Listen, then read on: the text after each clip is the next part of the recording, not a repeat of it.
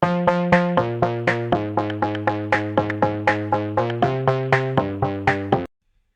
friends, welcome back. My name is PK. In this video, we will show you how we have created this comprehensive compliance operation and risk insights dashboard in Google Sheets. As you are seeing my screen, this is the overview page of this dashboard. Here we have created 5 different pages, analysis pages and one search page in this dashboard. So this is the overview page, and here we are showing the total compliance, which is 500. We are taking the 500 record to track the compliance.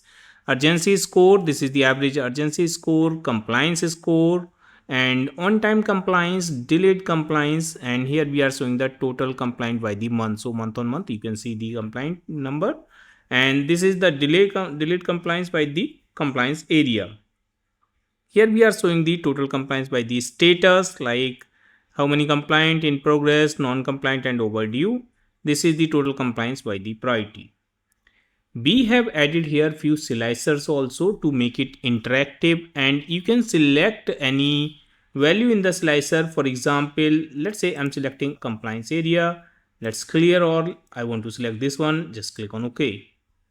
As I select, you can see whole page is filtered now, and you can see the filtered information for that particular compliance area. You can select multiple one also, click on OK. Now we are seeing for these two together. If you want to clear the filter, just say select all and click on OK. Now we are seeing the all data. I will quickly show you the other pages also, like compliance analysis. Here in the compliance analysis, we are showing the total compliance by the compliance area. So you can see the information for the compliance area label, on time compliance by the compliance area, and here we are showing the average of urgency score by the compliance area. This is the compliance score by the compliance area. Okay. And if you want to see up for a particular month, you can just select that month from here, click on OK. Then you can see the filter is applied for that particular month, and you are seeing the information for that particular month. Similarly, you can select a department also. If you want to see this information only for the HR department, you can further filter that, and you will see the information for the selected data only. So let me make it clear from here, select all, and this one also you can make this clear, click on OK. If you make it clear, nothing will be visible here because these charts are connected with this slicer. So we have to select all and click on OK. So we can see all information. Now let's go to the next page, that is department analysis. Here in the department analysis, we are showing some information like total compliance by the department. This is the on-time compliance by the department, compliance score by the department, and we have created again the slicer. If you want to see for a particular month, click on OK. So that is for the selected one. Select all if you want to see the information. All right. Next page is the priority analysis, and we are showing the information for the priorities, high, low, medium. And the last page is the monthly trends, wherein we are showing the month on month information. You can see that. All right. And further you can filter to see the monthly trend, let's say for a department or by status or by priority. You can filter that automatically. It will show the relevant data here. Now coming to the search sheet, here you can quickly search the information. It will show how many records it is displaying, and here we have selected the department column. You can select any column here, then just put the search keyword. I have put here IT, so you can see this is for the IT department. Let's say I want to select here priority, okay, and I want to see all high priority, so I'll type here high. I can see all the high priority record, that is 177. Okay. So you can quickly filter this data. You can copy it to the other Google Sheet also for the further analysis. Next page is the data. Here we have all the data, and here we have the compliance ID, compliance area, department, due date, status, priority. Then we have here responsible person, then submission date, updated on, remarks delayed, and then we have days to due, urgency score, compliance area, compliance score, and then we have here risk level also. We have created some calculations also here in this green color. So you can see we have put the formula. So these all are formula to calculate in on the charts. Now let me show you how we have created the charts. Let me come to the overview page.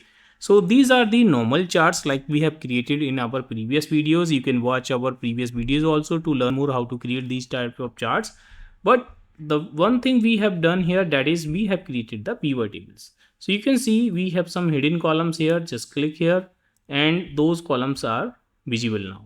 And we have created these pivot tables here, and we have create the charts on the basis of these pivot tables. Now for example, if I select this pivot table, or I'm taking some more data, then I can just insert from the insert menu, go to the insert and then insert a chart here. You can see chart is created on the basis of selected pivot table. So that means we can create that, and once you have created that, then you can insert here one slicer, just add a slicer, and you have to choose a column. Let's say I want to take here, for example, department. So this is connected with the department. Now if I select any department, let's say finance, click on OK, then this chart is getting changed because it is filtering to that particular pivot table. And then we have made these pivot table hidden. Just right click and hide these. As you make it hidden, that is not visible on the chart, so just double click on the chart, and here you have one checkbox, that is include hidden or filtered data. Just check that. So now we can see it is available. So that is how we have created all the pages, all the charts here. And to learn more how to create these type of beautiful charts, you can watch our other videos also, wherein we have explained how we can create this type of charts inside the dashboard. As well as we have created the formula here, and let me show you that formula. So we have put the formula here, filter formula, and we are taking the data range of A2 AT99 that is the whole data available in the data sheet. And then is error, then search. We are searching this M3, which is the selected column name, and then we are using the choose calls function. Basically we are trying to find out the number of the column where it is available, and then the range. Using the choose call, we are getting the range of that particular column, and inside that range, if the keyword is this one, this keyword is available. Even if I type here H, then you can see it is giving me high. If I type here L, then it is giving me low. So basically it is just using this search function. Okay, it is just searching. If that keyword is not available, then search will return some error, so it will not consider the error because we have used the is error function, and that is false. Alright, so that is how we have created this. Alright friends, if you like this video, please hit the like button and please subscribe my channel to get the regular update of my videos. Thank you so much for the watching.